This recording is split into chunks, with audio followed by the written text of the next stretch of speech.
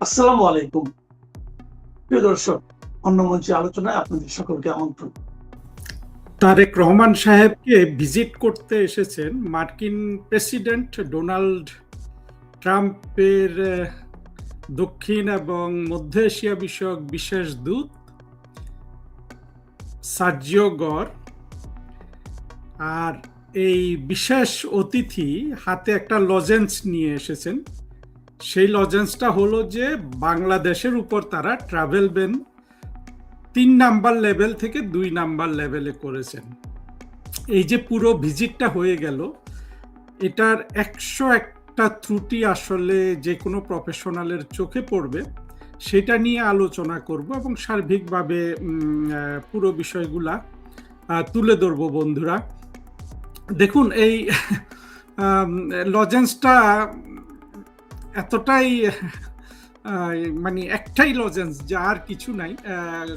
Sergio গর সাহেব পররাষ্ট্রমন্ত্রী খলিল সাহেবের সাথে ভিজিট করার পরও ওনার যে ইয়ে দিয়েছেন, ওনার অফিসিয়াল এক্স হ্যান্ডেলে এটা বলেছেন যে বাংলাদেশ থেকে এখন ট্রাভেল ব্যান তুলে নেওয়া হলো।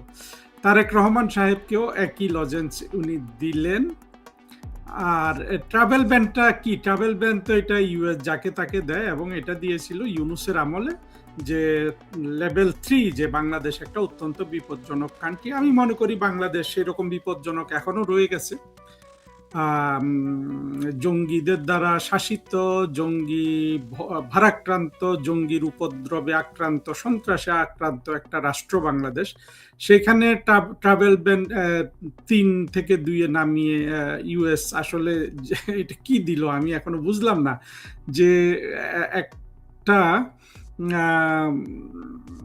সুপার পাওয়ার আসলে যখন দেখেন তাদের টাকা পয়সার এতটাই অভাব, এবং তারা নিজেরা এমন একটা সিস্টেম গড়ে তুলেছিল, শুধু যুদ্ধ সরঞ্জাম তৈরি করার একটা ইকোনমি, মার্কিন যুক্তরাষ্ট্র। সেই রাষ্ট্র এখন আর কিছু দিতে পারে না কাউকে। সেই রাষ্ট্র এমন একটা ব্যবস্থা তৈরি করেছে তার অস্ত্র গোলা বারুদের কারণে এবং নিজস্ব অভ্যন্তরীণ কিছু ভালো ব্যবস্থার কারণে সে সারা বিশ্বে ১ নাম্বার ক্ষমতাধর হিসাবে এখনো টিকে আছে। কিন্তু যেই সরকারকে সে ফেলে দিয়ে নতুন সরকার আনলো, যেই রাষ্ট্রে সে এখন বিলিয়ন ডলার বিনিয়োগ করার কথা, সেই বিনিয়োগের তার কোনো সক্ষমতা নাই, এবং সেটা সে কিছু দিতেও পারছে না। কি করুণ অবস্থা না গোর সাহেব এবং তার প্রেসিডেন্ট ডোনাল্ড ট্রাম্প সাহেবের। আরেকটা জিনিস আপনারা লক্ষ্য করবেন, যে এটা আমি আগেও বলেছি, যে ডোনাল্ড ট্রাম্প সাহেব অনেকটা অবুঝের মতো সারা পৃথিবী থেকে টাকা তোলার জন্য উনি এই ওনার যে কি বলে এগ্রিমেন্ট অন রিসিপ্রোকাল ট্রেড, যেটা ইউনূস তারেক রহমান সবার মাধ্যমে বাংলাদেশের উপর চাপিয়ে দিয়েছেন, সেটা করেছেন এবং কোথাও সফল হতে পারেন নাই। একটা চুক্তিও করতে পারেন নাই বাংলাদেশ ছাড়া কারোর সাথে। চিন্তা করুন, ২৪-এর জঙ্গিরা যদি আমাদের রাষ্ট্রটা দখল না করতো, তাহলে তো এটাও সম্ভব হতো না। কিন্তু মার্কিন যুক্তরাষ্ট্র এখানে আসলে কোনো কিছুই জিতেনি এখন পর্যন্ত। শুধু ওই যে ১৪টা বোয়িং বিমান তারেক রহমান সাহেব কিনেছেন, সেটা ছাড়া। যা হোক, আমি যেই জিনিসটা আগে একটু বলে নেই, যে গর সাহেব ফাইনালি তারেক রহমান সাহেবের সাথে মিটিং করলেন। মিটিং করার পরে বাংলাদেশের ফরেন মিনিস্ট্রি তাদের ফেসবুকে একটা প্রেস রিলিজ ছেপেছে। সেই রিলিজটা নিয়ে আগে একটু আলোচনা করব, তারপরে গর সাহেবরা এটা নিয়ে কি বলছেন সেটা আলোচনা করব। প্রেস রিলিজে বলছেন তারেক রহমানকে গর সাহেব প্রশংসা করছেন, মার্কিনিরা প্রশংসা করছে, এবং ভালো কথা, প্রশংসা তো করবেই। তারেক রহমানের মতো প্রধানমন্ত্রী পেলে আমেরিকানরা প্রশংসা করে, কিন্তু একটা বলিষ্ঠ প্রধানমন্ত্রী পেলে আমেরিকানরা প্রশংসা করে না, তাকে ঠেলে ফেলে দেয়। এটা কেন হয় বলেন তো? কারণ একটা দুর্বল প্রধানমন্ত্রীর সাথে যে কোনো ব্যবস্থা, মানে তারা সবসময় দুর্বল চায়, এটা সবাই জানে, যে দুর্বলকে আসলে নানান ধরনের আপনার মিসট্রিট করা যায়, দুর্বলকে এক্সপ্লয়েট করা যায়, সেই জিনিসটাই হচ্ছে। এছাড়া ওই যে গর সাহেব যেটা ট্রাভেল ব্যান তুলে নিয়েছেন, ট্রাভেল ব্যান ইউএস এর ৩ রকম আছে। যে ৩ নাম্বারটা হলো যে এখানে যেতেই পারবা না মার্কিন যুক্তরাষ্ট্রের নাগরিকদের বলে। ২ নাম্বার ট্রাভেল ব্যান মানে হলো যে ২ নাম্বার লেভেল হলো যে এইখানে যেতে পারো, চিন্তা ভাবনা করে যাও। আর ১ নাম্বার হলো সেটা বলে যে এখানে তোমরা মোটামুটি ন্যূনতম কি বলে ন্যূনতম সাবধানতা অবলম্বন করে যাও। এই হলো মার্কিনীদের 3টা ট্রাভেল অ্যাডভাইজরি লেভেল বলে, লেভেল 3, 2, 1, যেটা আমি সংক্ষেপে বললাম। এখন ঘোষ সাহেব বলছেন এতে বাংলাদেশে আমেরিকান বিনিয়োগ আসবে। সত্য কথা হলো ঘোষ সাহেবও জানেন, আমরা সবাই জানি 1 পয়সাও বিনিয়োগ আসবে না, যদি না সেই বিনিয়োগ থেকে ইনস্ট্যান্ট টাকা তুলে নেওয়া যায়। ইনস্ট্যান্ট টাকা তুলে নেওয়ার কিরকম ক্ষেত্র, ধরেন এই যে গ্যাস ক্ষেত্রগুলোতে যদি বিনিয়োগ করে 2 বছর 5 বছর বিনিয়োগ করে গ্যাস বিক্রি করে চলে যাওয়া যায়, ওইসব জায়গায় যারা থেকে জঙ্গিদের সুরক্ষা করা, মানে জঙ্গি আক্রমণ বা যে কোনো আক্রমণ থেকে সুরক্ষা করা সহজ হয়, সেগুলো তারা করে। কিন্তু বাংলাদেশের যে শিল্প ব্যবস্থা গড়ে তোলা, এই নিয়ে কিন্তু কোনো বিনিয়োগ আসলে বাংলাদেশে এখন কোথাও থেকে আসবে না।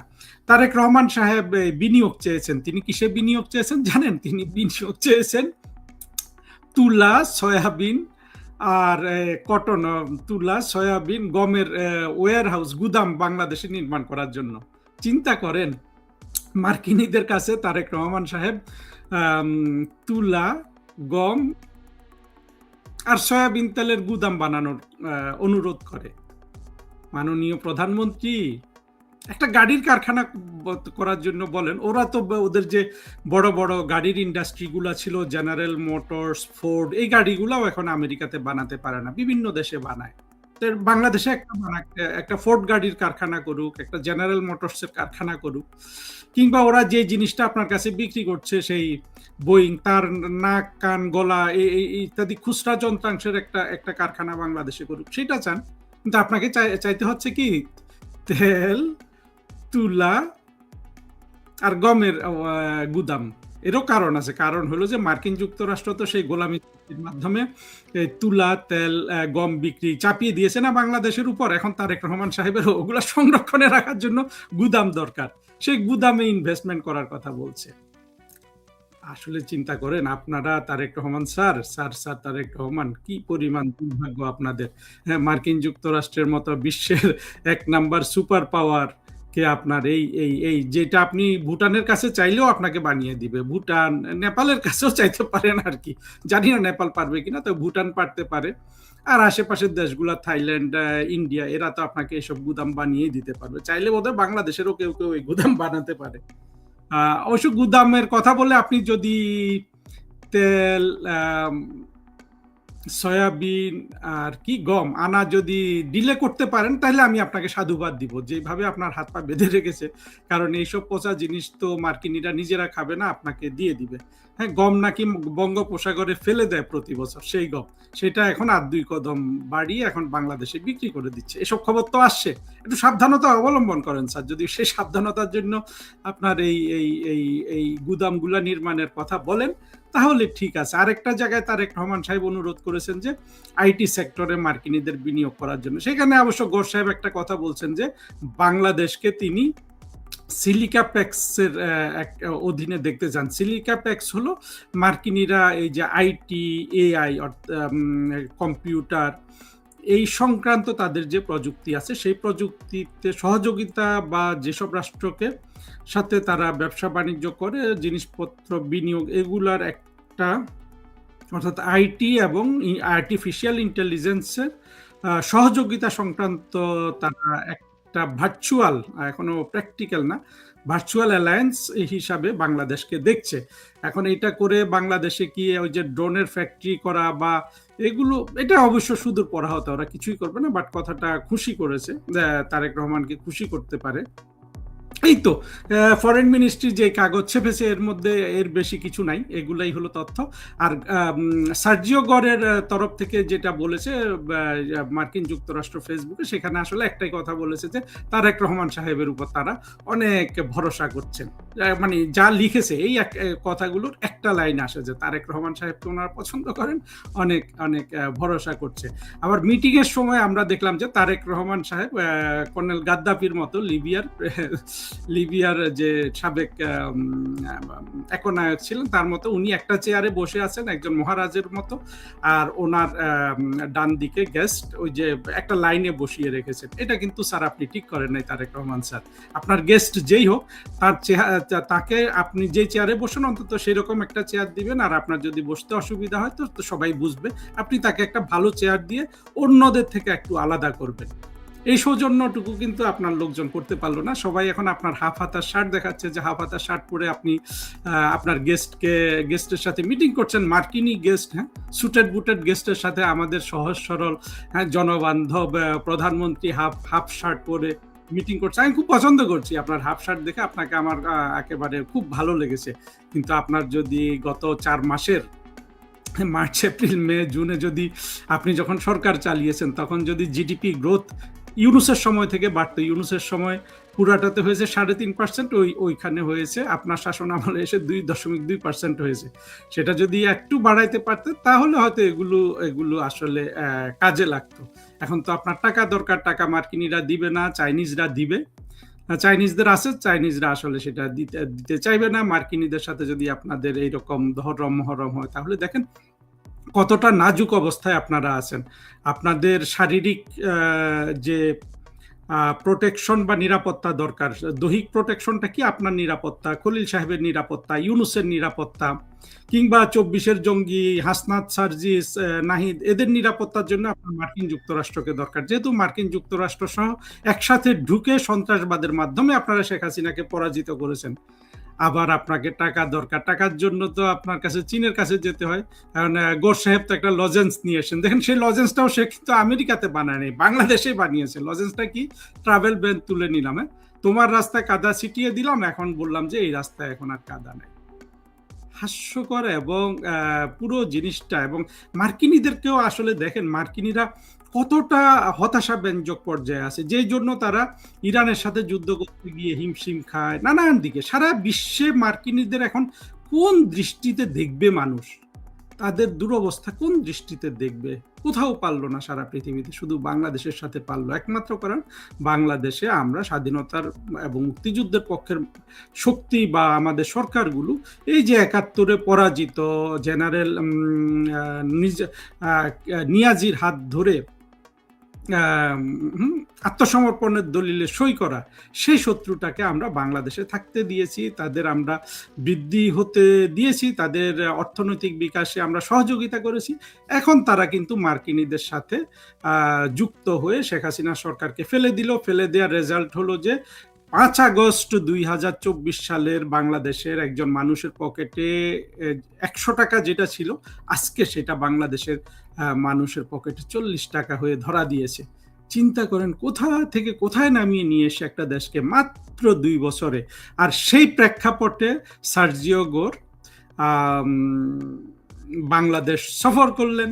এই সফর নিয়ে এত হাইপ হয়েছে, এত কথাবার্তা হয়েছে, চারিদিকে এত আলোচনা হয়েছে। এই ধরনের কত সফর প্রধানমন্ত্রী শেখ হাসিনার সময় হয়ে গেছে, কেউ টেরই পায় নাই। এই যে এত হাইপ হয় না কোনো কিছু নিয়ে, এটা কিন্তু স্যার তারেক রহমান আপনার জন্য ভালো না। আমরা জানি আপনার পিআর টিম ভালো, শেখ হাসিনার কোনো পিআর টিমই নাই। তারপরও দেখেন ওই যে হাইপ তুলে এইসব কি বলবো, যে শুধু চমক এবং আপনার বিজ্ঞাপনের জোরে আপনার বিপদটা আপনি তারেক রহমান স্যার আপনি একটু চিন্তা করে দেখুন। আজকে আপনার লোকজন, হ্যাঁ, এই আপনাকে চেয়ারটা কিভাবে অ্যারেঞ্জ করতে হবে একজন বিদেশি গেস্টের সামনে, সেটাও কিন্তু আমাকে এই আপনি আপনাদের কারণেই তো আমি রিফিউজি হয়ে গেছি। একজন রিফিউজি কিন্তু পরামর্শ ছাড়া আপনার চলতেছে না। আমি নিশ্চিত আগামী বৈঠকে আপনার চেয়ারের এই পজিশন চেঞ্জ হয়ে যাবে। আমি ফরেন মিনিস্ট্রিতে দেখেছি অনেক কিছু এইভাবে, আমি ইউটিউবে বললে চেঞ্জ হয়ে যায়। আর যদি চেঞ্জ না করেন সেটা তো আপনি সেই ভুল ক্যারি করবেন। ভুলটা তো খুবই নগ্ন, সবার চোখে দেখা যায় যে এইরকম মানে সামান্য একটা বিষয় কিন্তু অনেক বড় ভুল করে ফেলেছেন। অর্থাৎ যেটা বলতে চাচ্ছি যে আপনার সেই মনে হচ্ছে যে আপনারা সত্যি একটা বিপ্লবী করেছেন বা একটা দেশ স্বাধীন করেছেন। বঙ্গবন্ধু 1972 সালে যেই অবস্থায় আপনার মনে হচ্ছে সেই অবস্থায়, আপনাকে পরামর্শ দেওয়ার কেউ নাই, কিভাবে বসাবেন, কোথায় কি করবেন, হ্যাঁ, কি পড়বেন, কোনো কিছুতে পরামর্শ দেওয়ার আপনাকে একটা লোক নাই। এগুলো একটু চিন্তা করে দেখবেন স্যার। এবং আপনি বুঝবেন এগুলো যদি চিন্তা করে আপনার সীমাবদ্ধতাটা আপনি যদি সত্যি সত্যি অনুভব করেন এবং সচেতন হন, আপনার জন্য মঙ্গল হবে। আমি কিন্তু আপনার সর্বাঙ্গীন মঙ্গল কামনা করি। এবার আমার বন্ধুদের জন্য কথা বলি। অনেক বন্ধু বলেন যে আপনি হাসবেন না, আপনি তথ্য দিবেন, অথচ দেখেন আমার প্রতিটা ভিডিও বক্তব্যে এত তথ্য থাকে, আপনি দেখবেন যে অন্য কোনো ভিডিও কেউ কিন্তু এসব তথ্য দিতেই পারবে না, দিবে কোথা থেকে, ওরা তো জানেই না। তারপরও বলেন যে আরো তথ্য, আরো ইয়ে, আর বলে হাসবেন না ভাই, একটু আনন্দ করব না, এত সার্কাস চলছে বাংলাদেশে।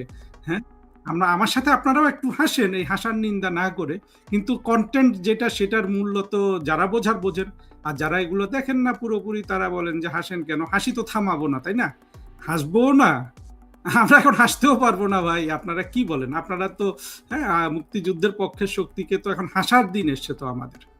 আমরা অনেক হাসবো। আমরা দেখেছি আমাদের সাথে কি নিষ্ঠুরতা করা হয়েছে, জঙ্গি দিয়ে মানুষ পিটিয়ে মেরে ফেলা হয়েছে, হিন্দু একটা ছেলেকে জ্বালিয়ে দেওয়া হয়েছে, লক্ষ লক্ষ আওয়ামী লীগের নেতাকর্মী আজকে ঘর বাড়ি ছাড়া, তারপরে এরা এসে সার্কাস করছে। এখন তো সবার আমাদের হাসার দিন।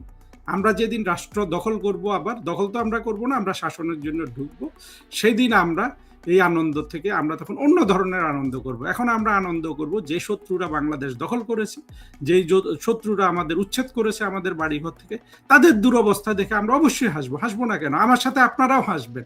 হাসিটা তো ওদেরকে করুণা করে, ওদের দুরবস্থা দেখিয়ে দিয়ে, হ্যাঁ, সেই হাসিটা হাসতে দিবেন না? কি বলেন যে আপনারা? সবাই ভালো থাকুন। এবং আরো তারপরে মন্তব্য লিখতে কাউকে কিন্তু আমি উৎসাহ দেই আপনাদেরকে। আমি বলছি না যে আপনারা কোনো মন্তব্য লিখবেন না, লিখবেন, এবং আরো কি কি জানতে চান, কি ধরনের, এবং বক্তব্যগুলোর উপর আলোচনা করবেন। কোনো জায়গায় যদি মিথ্যা বলি, কোনো জায়গায় বলি গুজব রটাই, কোনো জায়গায় যদি তারেক রহমান সাহেবের যদি অন্যায্য সমালোচনা করি, সেগুলো বলবেন। সেগুলো তো কেউ বলেন না। বিএনপির কেউ এসে সুইপিং কমেন্ট করেন, মোদির উপর একটা গালি দিয়ে চলে যান, আর কেউ বলেন যে আপনি হাসবেন না। হাসবো না কেন? আমরা হাসবো। ওরা আমাদেরকে হাসাচ্ছে, আপনি দেখছেন না কি কত সার্কাস করছে, জঙ্গিগুলাকে মানুষ পিটাচ্ছে। হ্যাঁ, যেই জঙ্গিগুলা এত নিষ্ঠুর, আপনি হাদির মতো একটা নিষ্ঠুর জঙ্গি পৃথিবীতে কোথাও খুঁজে পাবেন?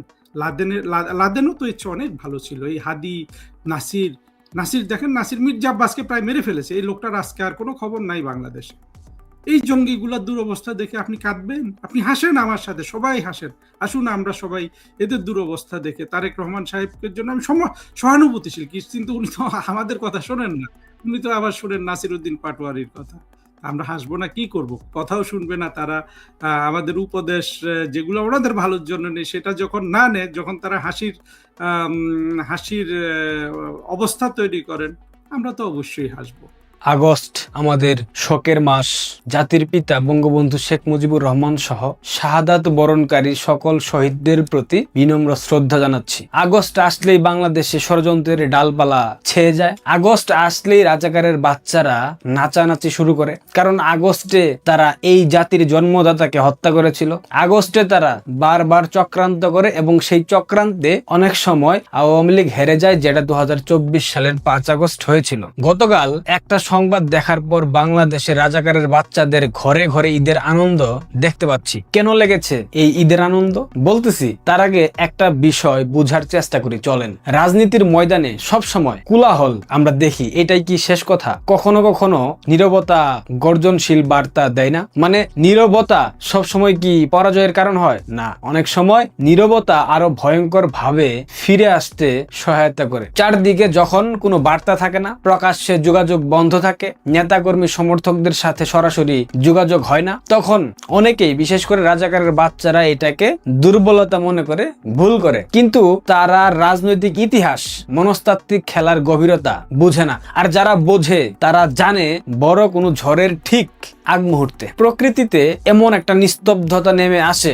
যেটা পরবর্তীতে ভয়ঙ্কর আকার ধারণ করে। একটা উদাহরণ দিই, ওয়ার্ল্ড রেসলিং WWE, এটা তো আপনারা দেখেন অনেকেই। এখানে একজন বিখ্যাত বিখ্যাত প্লেয়ার আছে আন্ডারটেকার যখন রেসলিং রিং এ আসার ঠিক আগ মুহূর্তে অন্ধকার হয়ে যায় না, একদম পুরো স্টেডিয়ামের বাতি একদম নিভে যায়, চারদিকে সবাই কেমন একটা নীরব হয়ে যায় না। প্রতিপক্ষ অর্থাৎ রেসলিং রিং এ আরেকজন যে প্লেয়ার থাকে বা আরো কয়েকজন প্লেয়ার থাকে তারা অনেক আতঙ্কিত থাকে না, অপেক্ষা করে না যে কখন কোন দিক থেকে আন্ডারটেকার চলে আসে। এরপর যখন আলো জ্বলে তখন দেখা যায় আন্ডারটেকার রেসলিং রিং এর উপরে তার পেছনে বা সামনে দাঁড়িয়ে আছে এবং খপ করে গলাটা ধরে বসে না, গলা চাপ দিয়ে ধরে আছাড় দেয় না। রাজনীতি ঠিক তেমনি বর্তমান সময়ে দেখা যাওয়া এই রাজনৈতিক নিস্তব্ধতা একটা গভীর রাজনৈতিক মাইন্ড গেম। শব্দের চেয়ে দীর্ঘ অপেক্ষা এবং অপেক্ষার চেয়ে অনিশ্চয়তা মানুষের মনে অনেক বেশি প্রভাব ফেলে, এটা বিশ্বাস করেন তো। ডিসেম্বর মাস যত ঘনিয়ে আসছে এই নিস্তব্ধতার গুরুত্ব তত বৃদ্ধি পাচ্ছে।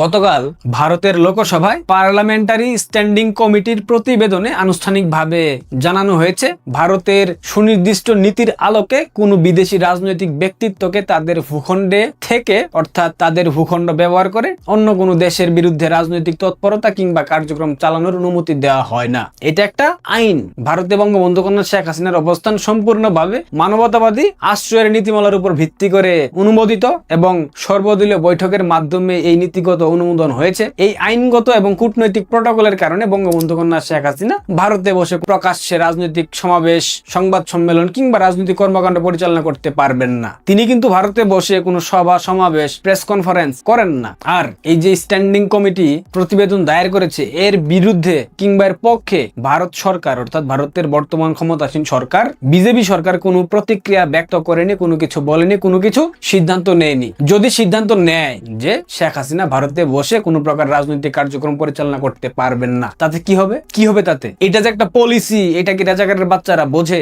এই সংবাদে রাজাকারের বাচ্চারা খুশিতে গদগদ একদম। ওই যে ফ্যাক্ট চেকার একটা আছে না, কদরুদ্দিন শিশির, এই রাজাকারের বাচ্চা একদম গদগদ হয়ে দেখলাম সামাজিক যোগাযোগ মাধ্যম ফেসবুকে স্ট্যাটাস দিয়েছে। কিন্তু রাজাকারের বাচ্চারা জানে না এইটা মূলত আন্তর্জাতিক আইন এবং কূটনৈতিক নমনীয়তা বজায় রাখার একটা সুনির্দিষ্ট কৌশল। কদরুদ্দিন শিশির বুঝো কৌশল কি? যখন সরাসরি বক্তব্য বন্ধ থাকে তখন নেপথ্যের কূটনৈতিক আলাপ আলোচনা এবং ভূরাজনৈতিক হিসাব নিকাশ অনেক বেশি জটিল এবং অনিশ্চিত রূপ ধারণ করে। বুঝো নাই ব্যাপারটা? বঙ্গবন্ধু কন্যা শেখ হাসিনার রাজনৈতিক জীবনের দিকে তাকাও রাজাকারের বাচ্চারা।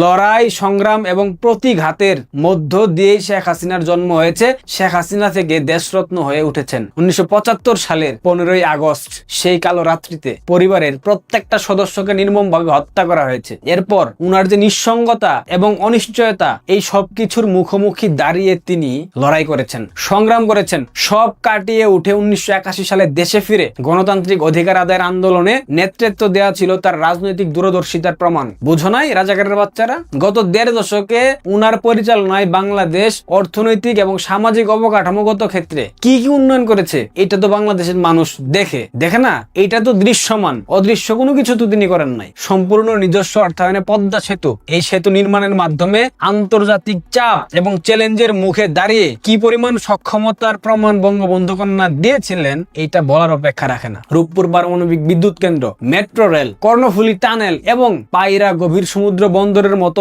অসংখ্য মেগা প্রকল্প সম্পন্ন করে দেশকে আধুনিক রূপরেখা দান করেছিলেন বঙ্গবন্ধু কন্যা শেখ হাসিনা। বোঝো নাই রাজাকারের বাচ্চারা? জলবায়ু পরিবর্তন মোকাবেলায় বৈশ্বিক মঞ্চে তার জোরালো ভূমিকা এবং 2017 সালে লক্ষ লক্ষ বাস্তুচ্যুত রোহিঙ্গাকে আশ্রয় দেওয়া, এই যে মানবিক দৃষ্টান্ত স্থাপন করেছেন, এর কারণে আন্তর্জাতিক অঙ্গনে বিশেষ পুরস্কার তিনি পেয়েছেন। ডিজিটাল বাংলাদেশ, যে ডিজিটাল বাংলাদেশের কারণে সামাজিক যোগাযোগ মাধ্যম ফেসবুকে বট বাহিনী রাজাকারের বাচ্চারা লম্বা লম্বা লেকচার মানে কমেন্টে এসে গালিগালাজ করে। এই ডিজিটাল বাংলাদেশ গঠনের দৃষ্টিভঙ্গি থেকে শুরু করে অর্থনৈতিক প্রবৃদ্ধির ধারাবাহিকতা রক্ষা করা শেখ হাসিনার শাসনকালে এইসব পদক্ষেপ দক্ষিণ এশিয়াতে বাংলাদেশের অর্থনীতি একটা উদীয়মান শক্তি হিসেবে প্রতিষ্ঠিত হয়েছিল। কে করেছিল? রাজাকারের বাচ্চারা। ভুলে গেছো?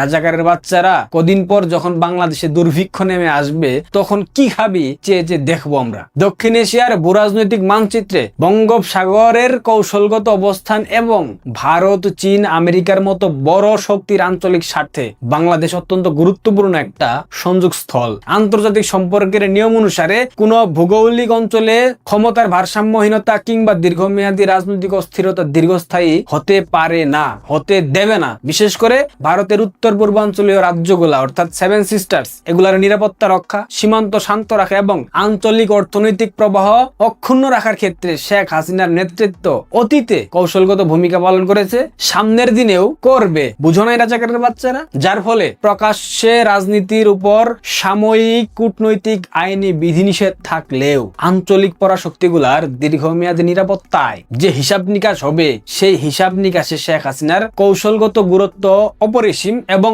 একক। বোঝো নাই রাজাকারের বাচ্চারা? একটি দেশের স্থিতিশীলতা ক্ষণিক উদ্দীপনায় নির্ধারিত হয় না, এইটা নির্ধারিত হয় অর্থনৈতিক সক্ষমতা, আভ্যন্তরীণ শান্তি শৃঙ্খলা এবং আন্তর্জাতিক সম্পর্কের নমনীয়তার উপর ভিত্তি করে। রাজনীতিতে সাময়িক নীরবতা কখনোই স্থায়ী পরিণতি না রে রাজাকারের বাচ্চারা। বাংলাদেশের আভ্যন্তরীণ রাজনৈতিক হিসাব নিকাশ কখনোই শুধুমাত্র দেশের সীমানার ভেতর সীমাবদ্ধ থাকে না রে রাজাকারের বাচ্চারা। ইতিহাস সব সময় বিজয়ী এবং প্রত্যাবর্তনকারীদের মনে রাখে। রাজনীতিতে কোনো পতনই চিরস্থায়ী নয়, আবার কোনো রাজত্ব চিরকাল অক্ষুণ্ণ থাকে না। পৃথিবীর বহু বিখ্যাত নেতা জীবন রক্ষার জন্য একসময় দেশ থেকে চলে যেতে বাধ্য হয়েছিলেন, কিন্তু পরবর্তীতে জনস্রোত এবং সময়ের প্রয়োজনে, সময়ের দাবিতে আবারও একই রাজপথে ফিরে এসেছেন পূর্ণ শক্তিতে। ডিসেম্বর যত ঘনিয়ে আসছে, রাজনীতির নেপথ্যের সমীকরণগুলো তত দ্রুত বদলে যাচ্ছে। ক্ষমতার রাজনীতির বাইরে যেই সব সাধারণ কর্মী কিংবা সমর্থক অস্থিরতায় দিন কাটাচ্ছেন, তাদের জন্য বর্তমান পরিস্থিতি হলো ধৈর্য এবং কৌশলের পরীক্ষা। অহেতুক অস্থিরতা না দেখিয়ে সময়কে তার নিজস্ব নিয়মে চলতে দেন। এই রাজনৈতিক খেলায় এটাই সব থেকে বুদ্ধিমানের কাজ। রাজাকারের বাচ্চারা শুনে নাও, মন খুলে শুনো, কান খুলে শুনো। শেখ হাসিনাকে ঘিরে যে আলোচনা এবং প্রতীক্ষা বজায় রয়েছে, সেইটা দেখে বুঝো না দক্ষিণ এশিয়ার রাজনৈতিক আকাশে পরিবর্তন এবং কূটনৈতিক পুনর্বিন্যাসের প্রক্রিয়া চলমান রয়েছে। আবারও বলছি, ডিসেম্বর যত কাছে আসছে, অপেক্ষার প্রহর তত ছোট হচ্ছে। এখন আর অস্থির হওয়ার সময় নয়, সময়কে তার নিজের গতিতে চলতে দিন। বঙ্গবন্ধু কন্যা শেখ হাসিনা ফিরছেন। রাজাকারের বাচ্চারা ঢাক ঢোল সানায় বাজাতে থাক। হঠাৎ করে পূর্বাকাশে দেখবেন মেঘের ঘনঘটা, অন্ধকারে ছেয়ে আসবে পুরো দেশ, পুরো ঢাকা শহর, বজ্রপাত হবে এবং সুনামির মতো প্রত্যাবর্তন করবেন বঙ্গবন্ধু কন্যা শেখ হাসিনা। বাংলাদেশের ইতিহাসে সব থেকে সেরা প্রত্যাবর্তন হবে তার। সুতরাং হতাশ হবার কিছু নেই। কাঁদো রাজাকারের বাচ্চারা, কাঁদো, কাঁদো বিহারীর বাচ্চারা, কাঁদো। তোমাদের কান্নার সময়, সামনে আরো কাঁদতে হবে। ধন্যবাদ।